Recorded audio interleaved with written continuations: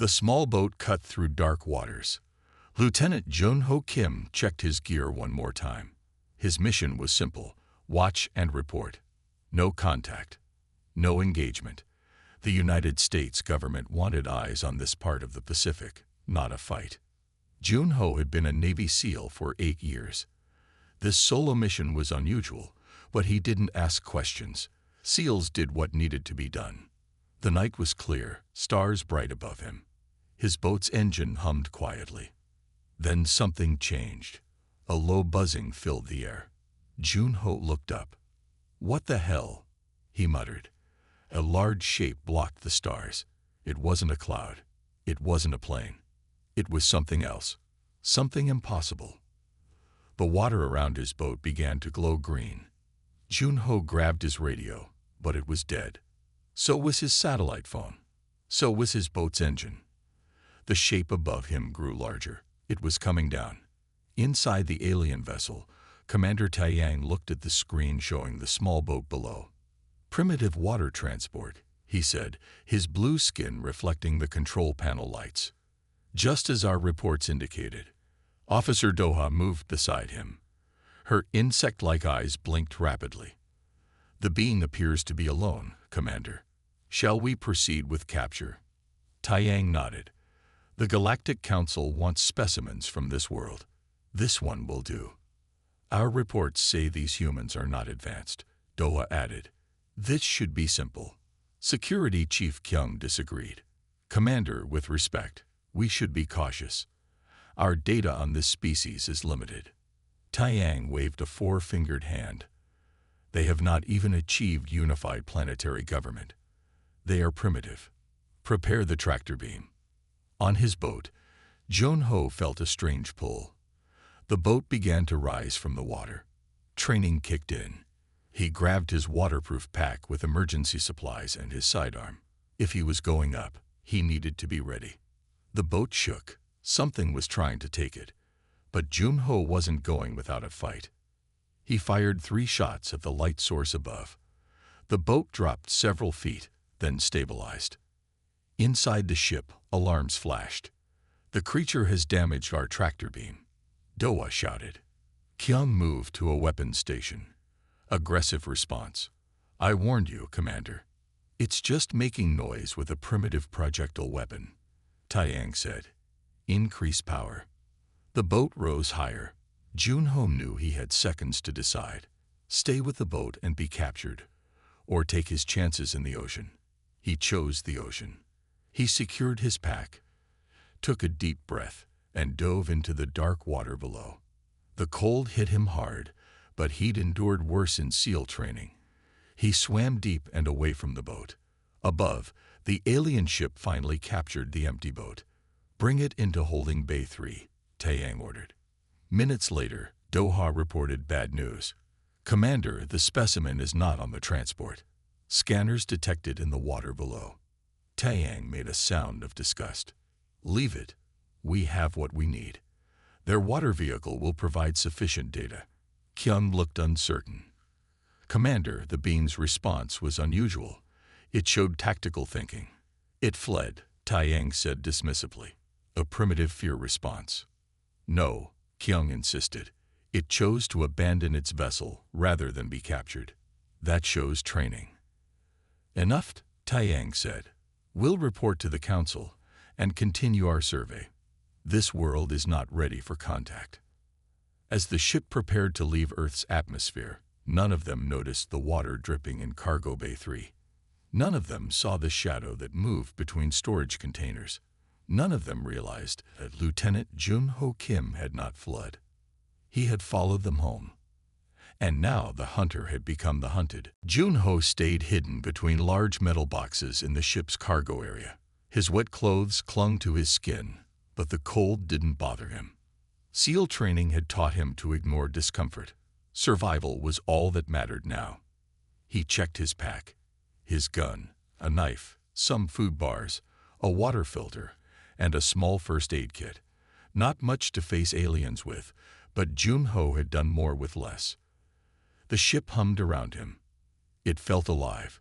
He needed to learn about his enemies, their numbers, and their plans. Carefully, he moved from his hiding spot. On the command deck, Commander Taiyang called his team together. Report on the Earth vessel. Science Officer Haniel stepped forward. She was tall with pale skin that seemed to glow. The vessel is simple, Commander. Powered by burning fossil fuels. No shield technology. No weapons beyond basic projectiles. As expected, Taiyang said. The Council was right to delay contact with humans. They are nowhere near ready. Officer Doa tapped on a screen. Our mission parameters are clear. We observe only. We collect data. We assess their threat level. Threat level? Security Chief Kyung laughed. Did you see their boat? What threat could they pose to us? Haniel looked thoughtful. Their biology is interesting. They adapt quickly. The Council finds this concerning. The Council worries too much, Taiyang said. Set course to continue our survey of their military installations. We need to complete our assessment. Unknown to them, Junho had found an air duct. He crawled through it slowly, listening to their conversation. He didn't understand their language, but their tone told him much. They were confident, too confident. He found a small room filled with blinking lights, some kind of computer system, he guessed. He watched as images of Earth appeared on screens. They were mapping military bases. This is bad, he whispered to himself. Junho needed to act. But first, he needed to understand more about the ship. He continued exploring through the ducts. Meanwhile, the ship's AI system, Jihu, noticed something unusual. Power fluctuations in Section 4. Air movement in unused ducts. Small water droplets where there should be none. Commander, Ju's voice filled the command deck. I detect anomalies. Taiyang looked annoyed. Explain. Unknown patterns in lower decks, possibly system errors. Run diagnostics, Taiyang ordered. Doha, check those systems. Doha nodded and left the command deck. Kyun watched her go. Commander, what if the human came aboard? Taiyang laughed. Impossible. Our scans showed it in the water. Scans can be fooled, Kyung insisted. By a primitive. I think not. Taiyang turned away. Focus on our mission. Junho had found what looked like a power junction. Years of military training had taught him how to disable equipment. Alien technology was different, but basics were basics. Power was power. He studied the glowing lines, trying to understand their flow. Officer Doa entered the corridor near Junho's position. She held a scanning device, moving it slowly across the walls. Junho froze. He controlled his breathing, stayed perfectly still. The device beeped near his hiding spot. Doa frowned and moved closer. Junho prepared to fight, but then alarms blared throughout the ship. All officers to command deck. Taiyang's voice echoed. We have detected Earth defense systems activating. Doa hesitated, then hurried away. Junho released his breath. Earth must have detected the alien ship. That gave him time. He returned to the power junction and carefully disconnected what looked like important cables. The lights flickered. Emergency lights came on. Communication systems failing. Ju announced on the command deck. Power loss in sections 3 through 7. Taiyang's face darkened. What is happening? Kyung looked grim. I believe, Commander, we are no longer the hunters. We are the hunted. Somewhere below, Junho smiled in the dim red emergency lighting. Now the real mission had begun. The command deck was in chaos. Screens flashed warnings. Officers moved quickly between stations. Restore communications. Commander Taiyang shouted. We need to contact the Council fleet. Jihu, the ship's AI, spoke calmly, unable to comply. Communication systems are physically damaged. How is that possible? Taiyang demanded. Security Chief Kyung stepped forward. Someone is on this ship. Someone who shouldn't be. Taiyang's blue skin darkened with anger. Search the ship. Find the problem. In another part of the ship, Science Officer Haniel was alone in her lab. She studied the data from Earth, especially their military forces. One file caught her eye. Special Operations Forces, she read aloud. Navy SEALs. She looked at images of humans in training, swimming, fighting, surviving in harsh places. She watched videos of their missions. Her eyes widened. No wonder, she whispered. The door to her lab opened. Haniel jumped, but it was only Officer Doa. The commander wants all data on human military capabilities, Doa said. Haniel pointed to her screen. All security teams, report. Security Chief Kyung ordered through the ship's communication system. Team 1, lower deck clear. Team 2, engine section clear. Team 3, cargo bay. The message cut off with a crash and a shout. Kyung's face hardened. Team 3, respond. Only silence answered. Commander Taeyang stood from his chair. What happened? I think, Kyung said slowly, the human found Team 3. In the cargo bay, Junho dragged the last unconscious alien behind some crates. 3 aliens down, and he hadn't killed any of them. That wasn't his mission. He just needed to create enough trouble to force them back to Earth. He checked the weapons he had taken from them. Strange-looking guns with no obvious triggers. He couldn't risk testing them. Instead, he took what looked like communication devices from each alien. Through his translator, he heard Kyung's voice. Team 4 and 5, converge on cargo bay. Approach with caution. Junho smiled. Time to move. On the command deck, Officer Doha monitored the ship's systems. Commander, we're losing control of environmental functions. Temperature is rising in some sections, dropping in others. Haniel looked worried. He's using our systems against us. Taeyang pounded his fist on a control panel. How can one primitive cause so much trouble? He is not primitive, Kyung said firmly. These SEALs are trained for exactly this scenario. Our files show they practice something called SERE training. What is SERE? Taeyang asked. Survival, evasion, resistance, and escape, Haniel read from her screen. They are trained to operate in enemy territory with no support. A new alarm sounded. Engine stability compromised, Ju announced. Recommend immediate landing on nearest solid surface. Taeyang looked at the navigation screen.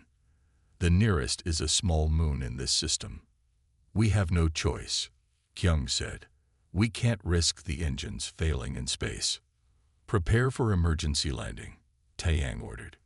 Through the ship, Junho felt the change in engine tone. The ship was moving differently. He found a window and looked out. They were approaching a gray, rocky surface. They're landing, he whispered to himself. This changed things.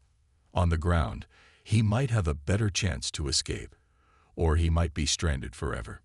The ship shook as it entered the moon's thin atmosphere. Warning lights flashed. Junho braced himself against a wall. With a hard jolt, the ship landed. Systems shut down. Emergency lights cast red shadows through the hallways. All personnel, remain at stations, Taeyang's voice came through the speakers. Security teams, continue search for the human intruder. Then, surprisingly, the message changed. To the human on board, this is Commander Taeyang. We wish to speak with you. We have landed on a moon in your solar system. We can return you to Earth. Junho considered this. It could be a trap, but it could also be an opportunity. He found a communication panel on the wall. The symbols were alien, but he had watched the crew use similar panels. He pressed what he hoped was the right button. This is Lieutenant Junho Kim, United States Navy. I'm listening. On the command deck, everyone froze at the sound of the human voice coming through their speakers. He speaks our language now, Doa asked, shocked.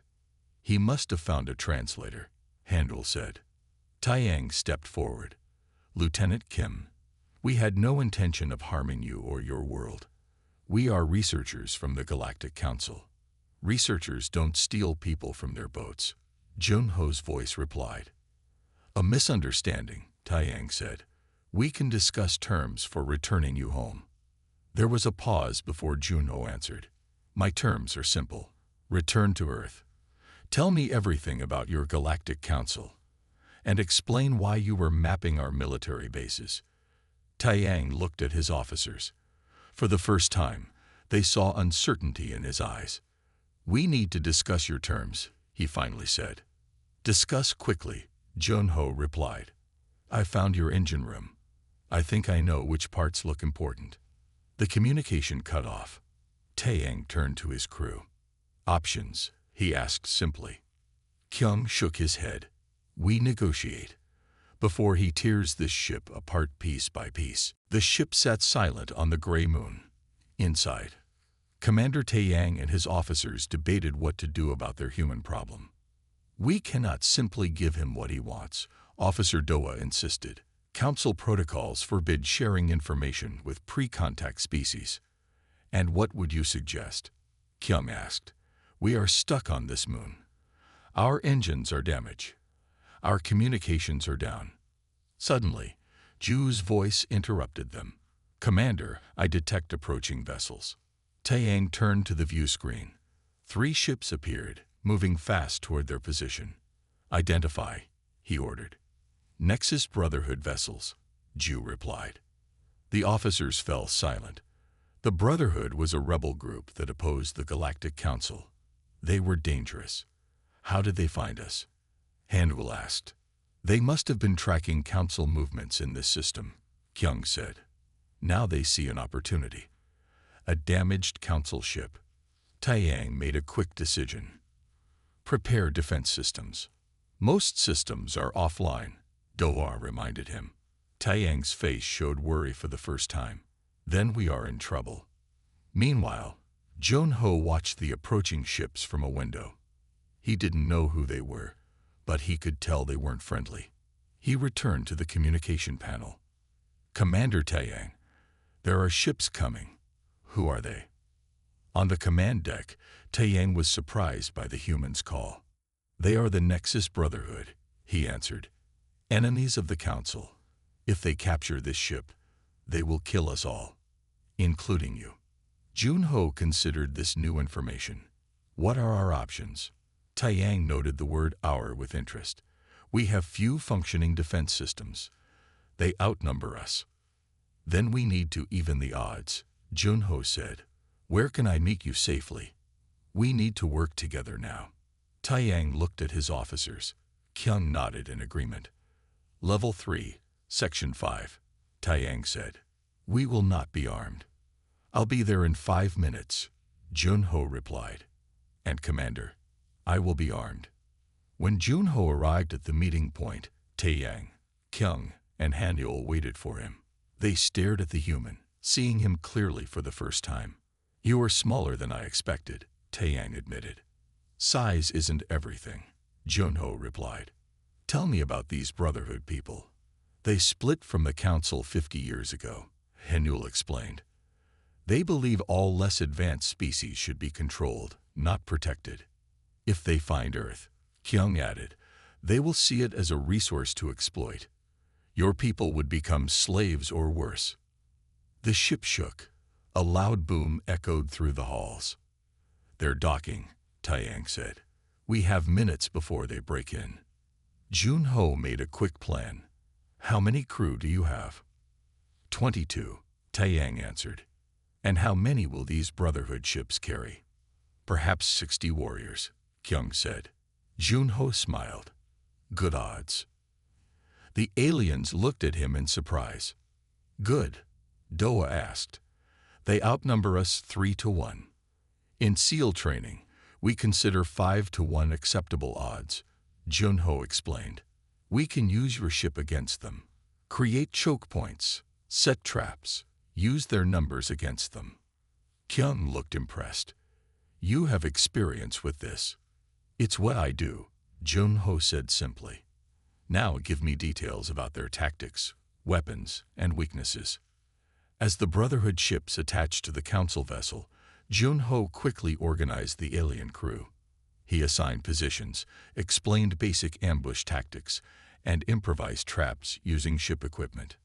Remember, he told them, let them come to us. Control the battlefield. Taeyang watched the human work. He saw the crew responding to Junho's confidence. You are not what I expected from your species, Taeyang admitted. And you're not what I expected aliens to be like, Junho replied. But right now, we're just soldiers with a common enemy. Another boom shook the ship. The Brotherhood had broken through the outer door. They're in, Kyung announced. Junho checked his weapon. Then let's give them a proper welcome. For the first time since this began, the hunter and the hunted stood together, ready to face a greater threat. The sound of boots echoed through the ship's corridors. Brotherhood soldiers moved in tight groups, weapons ready. Their leader, Commander Junho, stood tall among them. His gray skin and red eyes marked him as a Krell, a warrior race known for their cruelty. Find the council crew, Junho ordered. No prisoners. His soldiers spread out through the ship. They expected an easy victory. They were wrong. In a narrow hallway, a squad of 5 Brotherhood soldiers walked carefully forward. Suddenly, the lights went out. When emergency lights came on seconds later, 2 soldiers were already down. What happened? One shouted. From the shadows, Junho struck. Quick, silent, efficient. The seal moved like water between the soldiers. In seconds, all 5 were unconscious. Hallway 3 clear. Junho whispered into a communication device Kyung had given him. Impressive, Kyung's voice replied. Team 2 reports Brotherhood forces approaching the engine room. Junho moved quickly through the ship. The plan was working. Small teams of council crew were using hit-and-run tactics just as he had taught them. Draw the enemy in, strike, then disappear. Meanwhile, on the command deck, Taeyang and Hanyul worked to restore the ship's systems. The humans' tactics are effective, Taeyang admitted, watching the security feeds. But we are still outnumbered. He said that was an advantage. Hanyul reminded him. More enemies mean more confusion. A loud explosion rocked the ship. What was that? Taeyang demanded. Officer Doa checked her screens. The Brotherhood is trying to force their way to the command deck. Tell Kyung and the human, Taeyang ordered. Junho heard the message as he finished setting a trap. He had taught the council crew how to use simple tools as weapons, how to use the ship's layout to their advantage. I'll handle it, he replied. Kyung, bring your team to Section 4. We'll catch them in the middle. Junho moved to an intersection where 3 corridors met. He could hear the Brotherhood soldiers coming. He readied his weapon, an alien gun he had figured out how to use. The first soldiers appeared. Junho fired. The weapon shot a pulse of energy that knocked 2 soldiers off their feet. More soldiers came. Junho ducked behind a corner as they fired back. From another corridor, Kyung and his team appeared. They attacked the Brotherhood soldiers from behind. Caught between 2 forces, the Brotherhood troops scattered. Push forward, Junho shouted. Together, they drove the Brotherhood soldiers back toward their own ships. In another part of the ship, Doha faced 3 Brotherhood soldiers alone. She had been separated from her team. The soldiers cornered her. Nowhere to run, Council Dog, one said. Doha remembered what the human had taught them. When outnumbered, change the rules. She hit a panel on the wall. The artificial gravity in the corridor shut off. The soldiers floated helplessly. Doha, prepared for this, used the walls to push herself forward. She knocked the soldiers out one by one.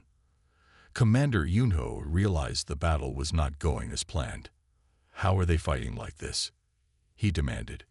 Council researchers are not warriors. His second-in-command looked worried. Sir, our troops report they're using unusual tactics. Ambushes, traps, not typical council methods. Junho's eyes narrowed. Find out what's happening. On the command deck, Taeyang received good news. Engine systems coming back online, Hanyul reported. We can leave this moon soon. Excellent, Taeyang said. He spoke into his communicator. All teams, fall back to defensive positions near critical systems. We will lift off in 10 minutes. Junho heard the order as he disabled another group of Brotherhood soldiers. "Understood," he replied. "We'll hold them off." As he moved through the ship, Junho realized something had changed. The council crew now looked at him with respect, even admiration. He had turned scientists and researchers into an effective fighting force. And for the first time since being taken from Earth, Junho allowed himself to think he might actually make it home. But first, they had to escape the Brotherhood's grasp. The ship shook as its engines powered up. On the command deck, Taiyang watched the status indicators with growing hope. "Engine power at 60%, Haniel reported. "We can leave this moon, but we won't have full speed." "It's enough," Taiyang said. "Where is the human?" "Still fighting in the lower decks," Doa answered. "He and Kyung are keeping the Brotherhood away from the engines." Taiyang nodded. "Tell them to fall back now. We lift off in 2 minutes." In a corridor near the engine room, Junho and Kyung fought side by side. They had become an effective team. Kyung's strength combined with Junho's speed made them a dangerous pair. "Fall back to the engine room." Doa's voice came through their communicators. "Ship leaves in 2 minutes." "Acknowledged," Kyung replied. He turned to Junho. "Time to go." They began moving backward, still facing the Brotherhood soldiers. Suddenly, a loud bang echoed through the corridor. A section of the ceiling collapsed. Dust filled the air. When it cleared, Junho found himself cut off from Kyung. The fallen ceiling blocked the path. "Kyung," he called. "I'm here." Kyung's voice came through the communicator. "But you can't get through this way." Junho checked his position on the ship map. "I'll go around through Section 7. "That's Brotherhood territory now," Kyung warned. "Then I'll make it unfriendly for them," Junho replied. "Get to the engine room. I'll meet you there." Junho moved quickly through the ship's corridors. He could feel the engines vibrating through the floor. The ship was getting ready to leave. He needed to hurry. Turning a corner, he found himself face to face with Commander Yunho and 2 guards. Yunho's red eyes widened. A human. Here. Without hesitation, Junho attacked. The guards were unprepared for his speed. He disabled one with a quick strike to the throat, then ducked under the second guard's weapon. A sweep of his leg knocked the guard down. But Yunho was faster than his men. The Brotherhood commander caught Junho's arm and threw him against the wall. "Interesting," Yunho said. "A human fighting for the council." Junho regained his balance. "I'm not fighting for the council. I'm fighting to get home." "Home?" Yunho laughed. "Your world is next on our list. Earth has resources we need."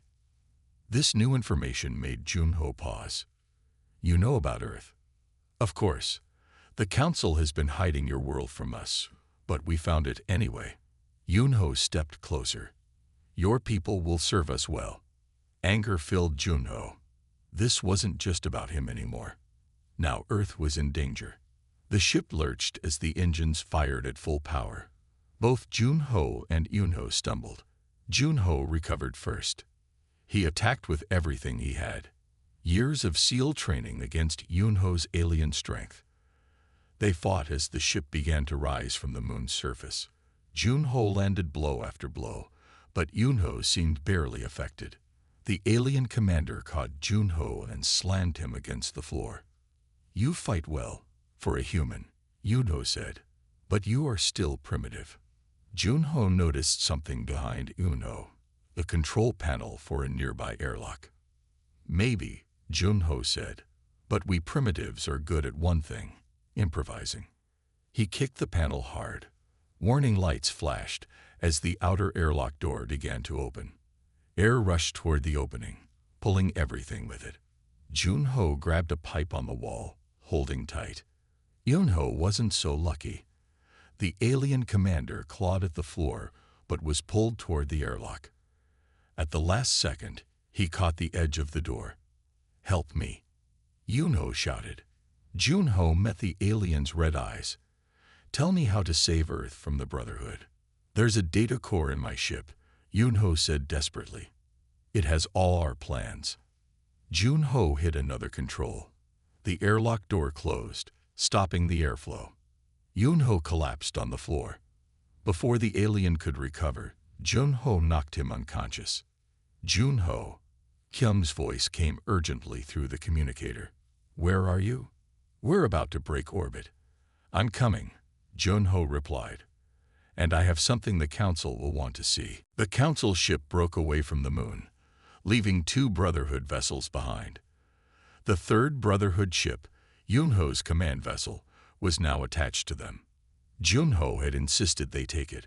On the command deck, Taeyang, Hanul, Doha, and Kyung gathered around a small device.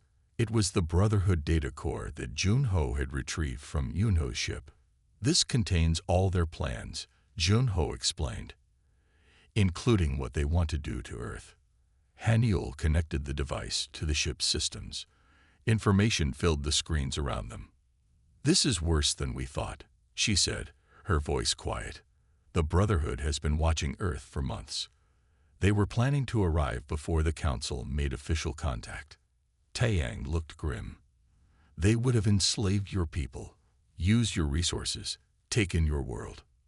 Jun-Ho studied the information. And the Council? What were your plans for Earth? The alien officers exchanged looks. We observe, Taeyang said finally. We protect developing worlds until they are ready to join the wider galaxy. And when would that be? Jun-Ho asked. For Earth. Perhaps another 100 years, Hanul answered. When you have united your world and ended your internal conflicts. Jun-Ho laughed without humor. That might take longer than you think. The point is, Kyung said, the Council's policy is non-interference. The Brotherhood believes in conquest. Jun-Ho considered this. The data core showed the Brotherhood had detailed plans for Earth. Military targets, resource locations, population centers. They had been preparing for a full invasion. We need to warn Earth, Jun-Ho said. Taeyang shook his head. Council protocols forbid direct contact with pre-contact species. Your protocols almost got my planet invaded, Jun-Ho replied sharply. Earth needs to know what's out there. The ship hummed as it moved through space. They had escaped the Brotherhood for now, but the danger wasn't over. The Council must see this information, Doha said. They will send ships to protect Earth from the Brotherhood. And who will protect Earth from the Council? Jun-Ho asked. The question hung in the air. No one had an answer. Set course for Earth, Taeyang finally ordered. We will return Lieutenant Kim as promised. As the ship traveled toward Earth, Jun-Ho spent his time learning from Hanul. She taught him about the galaxy, the different alien species, and the technology they used. He absorbed everything, knowing it would be valuable information for his superiors.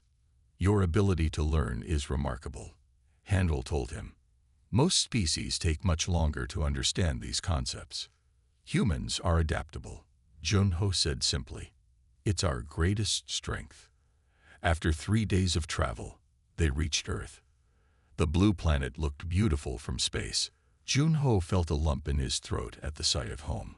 But as they approached, they detected multiple signals. Earth's military had spotted them. They're targeting us with weapons, Doha reported. Primitive missiles, but they could damage our ship. Open a communication channel, Jun-Ho said. Let me talk to them. Taeyang nodded. Hanul set up the communication system. This is Lieutenant Jun-Ho Kim, United States Navy SEAL, ID number 872 to 459301. Jun-Ho said clearly. I am aboard an alien vessel. Do not fire. Repeat, do not fire. There was a long pause. Then a voice came through. Lieutenant Kim, this is Admiral Park at Pacific Command.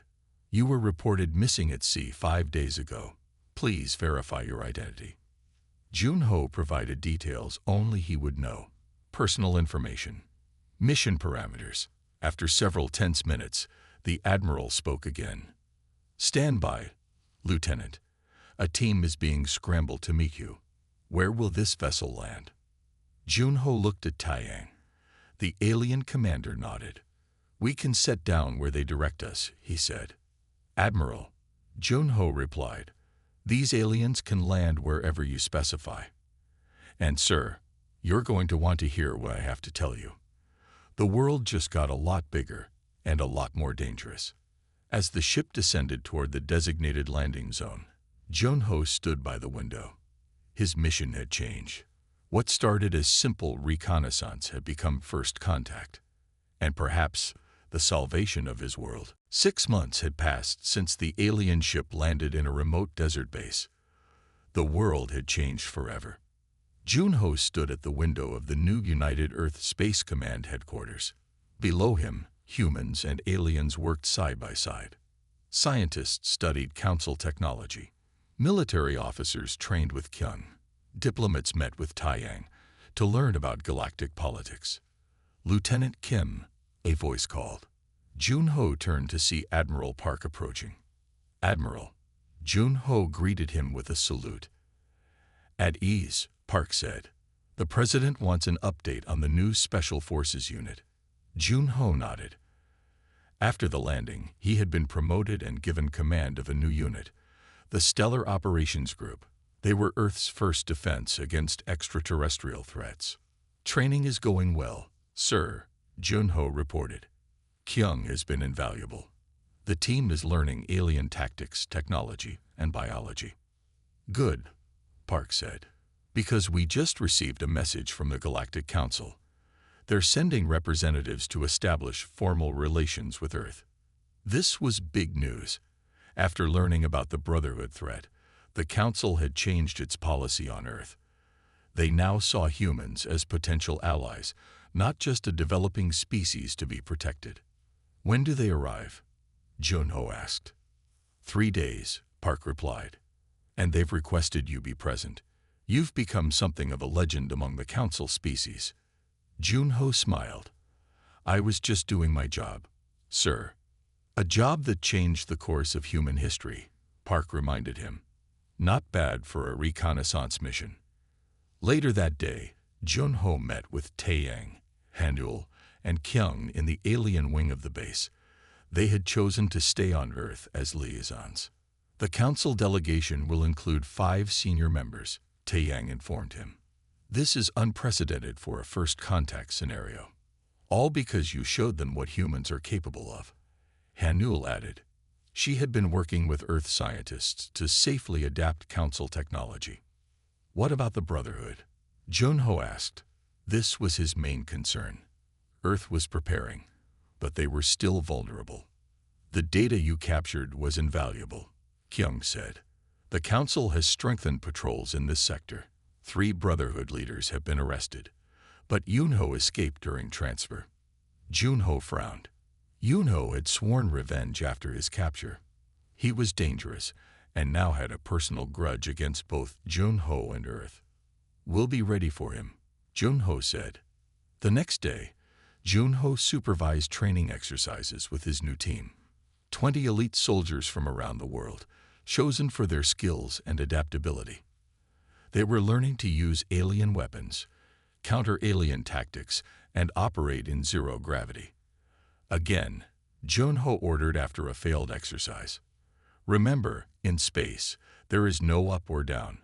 Think differently. The team reset and tried again. This time, they completed the challenge. Better, Jun-Ho said. The Brotherhood won't expect humans to understand space combat. That's our advantage. After training, Jun-Ho visited the science division.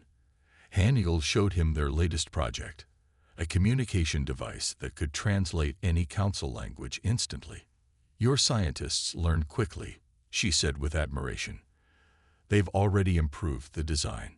As I told you, Jun-Ho replied, adaptability is our strength. On the day the Council delegation arrived, Jun-Ho stood in his dress uniform beside Earth's leaders. He watched as the sleek Council ship landed and its ramp lowered. 5 alien representatives walked down, each from a different species. They stopped before the human delegation. The lead representative, tall with golden skin, spoke. On behalf of the Galactic Council, we greet Earth. Because of the actions of Lieutenant Jun-Ho Kim, we recognize your world's potential. We offer friendship and alliance. Earth's president stepped forward to respond. But first, he turned to Jun-Ho and whispered, "Good job, Lieutenant. You've given us a fighting chance out there." Jun-Ho stood tall, thinking about how much had changed since that night on his small boat. One mission had transformed humanity's future. As humans and aliens began their historic meeting, Jun-Ho knew this was just the beginning. The galaxy was vast and full of threats. But now, Earth would face them ready and mourned. All because the Galactic Council had tried to capture a human soldier, unaware he was a Navy SEAL.